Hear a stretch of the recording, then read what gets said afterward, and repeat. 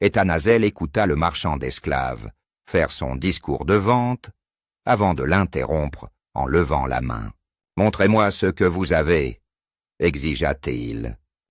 Comme toujours, les marchands d'esclaves se montraient extrêmement obséquieux lorsqu'il s'agissait de traiter avec les nobles Gokens. Le marchand s'inclina et répondit « Comme vous le souhaitez, Seigneur ». Ethan esquissa un sourire à cette réponse. Il n'était pas encore habitué à être appelé Seigneur. Il venait tout juste d'atteindre l'âge de la majorité et d'hériter enfin de toutes les terres et propriétés de son défunt père. Son grand-père maternel avait géré ces terres après la mort de son père et avait élevé Ethan avec toutes les compétences nécessaires à un noble. L'humilité n'était pas l'une de ses compétences. Il se montrait souvent hautain envers ceux qu'il considérait comme inférieurs. Il voyait les non-Gokens comme particulièrement inférieurs et attendait d'eux de la déférence. Après tout, il était un noble Goken, et seule la famille royale était au-dessus d'eux. Le rang était essentiel pour les Gokens.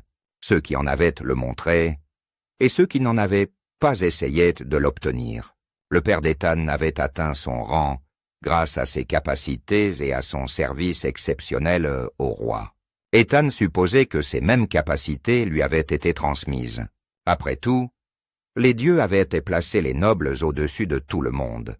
L'un de ses premiers besoins était de montrer son pouvoir en obtenant de nouveaux esclaves pour travailler ses terres. À quoi bon un titre si on ne peut pas l'exhiber aux autres? Ainsi il était assis là, refusant d'admettre qu'il était dépassé, accompagné de son intendant Morzor et de ses gardes du corps Ratriac. Il consulta son intendant sur les esclaves qui seraient les plus utiles parmi la sélection habituelle des espèces asservies. Pendant que son intendant négociait les prix, Ethan regarda autour de lui, et c'est alors qu'il vit un autre esclave à l'intérieur du vaisseau. Ses bras et ses jambes étaient enchaînés, même s'il était déjà enfermé dans une cage. Ethan ne pouvait pas voir son visage, car il avait une cagoule sur la tête. Il regarda le marchand d'esclaves. « Pourquoi celui-là n'est-il pas présenté ?»« Seigneur ?» répondit le marchand. « Celui avec la cagoule dans le vaisseau ?» dit Ethan. « Ah, vous parlez de l'humain, » répondit le marchand. « Il est destiné aux mines du secteur d'Akari. Les humains sont trop dangereux pour servir dans d'autres capacités, surtout celui-ci. » « Je n'ai jamais entendu parler d'un humain auparavant, » continua Ethan. « Amenez-le ici. »« Mais Seigneur, l'humain ne mérite pas de... »« Maintenant, » interrompit Ethan. Le marchand s'inclina, « Cela sera fait. » Il fit signe à 2 de ses sbires qui sortirent les matraques paralysantes de leur ceinture. L'un d'eux s'approcha de la cage, la déverrouilla et ouvrit la porte. Il tira sur les chaînes pour faire avancer l'esclave. L'un d'eux resta juste hors de portée, sa matraque prête. Cela avançait lentement avec les chaînes aux jambes, mais ils finirent par le faire se tenir devant Ethan. Enlever sa cagoule. Lorsque le marchand s'exécuta, il révéla que l'esclave portait également un bâillon. Pourquoi est-il bâillonné? A-t-il de grandes dents ou quelque chose? Demanda Ethan. Non, mon seigneur. Il est juste vraiment agaçant et irrespectueux, répondit le marchand, se tournant vers son intendant. Avez-vous déjà entendu parler de ces humains? Non, mon seigneur, répondit l'intendant avant de s'adresser au marchand. D'où viennent ces humains? Quel système? Demanda l'intendant. Des systèmes CAC 22489 dans le secteur Dratix. Les humains l'appellent Sol, commença le marchand. Il n'est pas surprenant que vous n'en ayez jamais vu. Ils sont peu avancés technologiquement et n'ont même pas quitté leur système. Les Erenkin sont connus pour capturer des humains individuels, pour les étudier ou les expérimenter. Les spécimens inadaptés sont vendus en esclavage ou dans les arènes de combat. Ethan se redressa à la mention des arènes de combat.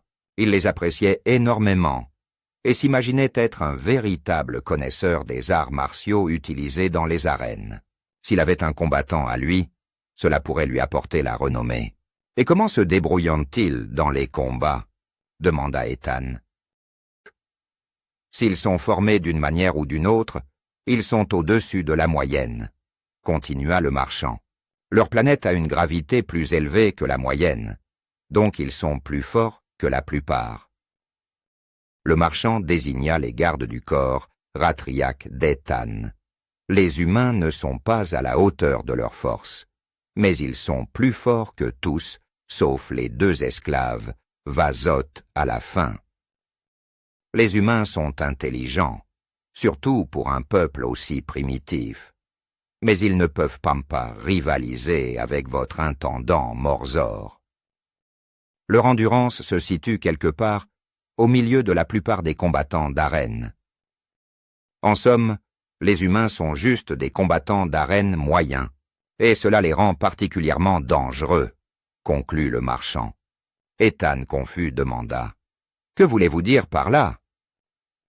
Le marchand répondit « Ils ne comptent pas uniquement sur une capacité, mais sur toutes leurs capacités en même temps. » Et celui-ci était l'un de leurs guerriers lorsqu'ils l'ont capturé, il est donc encore plus dangereux. Ethan réfléchit un instant avant de parler. « Je le prends. » Son intendant et le marchand le regardèrent avec stupéfaction. « Mais mon seigneur, » balbutia l'intendant, « ce n'est pas une bonne... » essaya de répondre le marchand. Ethan leur lança un regard des plus sévères. « J'ai dit que je le prends. » Sans autre choix, ils se plièrent à sa demande. « Et je prends tous les autres aussi, » ajouta Ethan. À cette annonce, l'attitude du marchand s'améliora. Une fois les formalités de paiement et de transfert de propriété terminées, les Ratriacs emmenèrent les esclaves. La cagoule fut replacée sur l'humain, mais ses chaînes aux jambes furent retirées. Sinon il aurait fallu toute la journée pour l'amener aux enclos d'esclaves. L'intendant s'approcha d'Ethan. « Monseigneur, est-il sage d'avoir quelqu'un d'aussi dangereux sur le domaine ?» Ethan rit. « Il ne sera pas sur le domaine longtemps. Je vais l'envoyer combattre dans les arènes. » L'intendant sourit à cette idée. « Excellente idée, Seigneur. Je vais commencer à organiser son passage sur le prochain vaisseau. » Ethan était satisfait en ajoutant « Vous avez entendu le marchand, il n'est pas aussi fort que mes gardes, ni aussi intelligent que vous, et je suis plus que suffisamment astucieux pour le gérer. » P. C'était au milieu de la nuit, lorsqu'un bruit réveilla Ethan. Il était agacé d'avoir son sommeil perturbé. Il n'était pas sûr de ce que c'était, mais il pensa que c'était un bruit sourd. Il se leva et enfila sa robe, marmonnant pour lui-même les punitions que le coupable recevrait. Une fois arrivé à la porte, il ouvrit le judas qui lui permettait de voir dans le couloir sans ouvrir la porte. Il pouvait à peine distinguer la paire de gardes Ratriac qui encadraient la porte. « Quel était ce bruit ?» demanda-t-il, mais aucun des gardes ne répondit. « Répondez-moi. » Mais toujours aucune réponse. Ethan referma le judas et ouvrit la porte. « J'ai dit répondez-moi, ou je vous enverrai dans les arènes. » Il sortit de la pièce et se tourna pour regarder les gardes. « Eh bien, répondez-moi !» C'est alors qu'Ethan réalisa qu'il ne lui répondrait jamais. Les 2 gardes étaient horriblement morts, la gorge tranchée et du sang partout sur les murs et le sol. Il coulait encore de la blessure et descendait le long de leur poitrine pour se rassembler à leurs pieds. Dans son état de choc, il lui fallut un moment pour se demander comment il tenait encore debout. C'est alors qu'il remarqua le fil mince, mais solide, enroulé autour de leur cou. Le fil s'enfonçait profondément dans leur chair, et Ethan le suivit jusqu'à la trappe d'accès au plafond. Sa tête se tourna brusquement à la recherche de danger. Puis il retourna dans sa chambre, claqua la porte et la verrouilla. Il chercha son arme de poing, mais il faisait trop sombre. Il actionna l'interrupteur pour allumer la lumière, et c'est alors qu'il vit la tête de l'intendant. Elle était empalée sur l'un des montants du lit. Il commença à reculer vers la porte, lorsqu'il se heurta à quelque chose de solide. Il sentit le souffle d'un autre être sur son cou, et une main lui tirant la tête en arrière. « Vous auriez dû écouter le marchand, » lui souffla-t-on à l'oreille, avant qu'il ne sente une ligne de feu vive sur son cou et qu'il ne lutte pour respirer. Puis il sombra dans l'obscurité.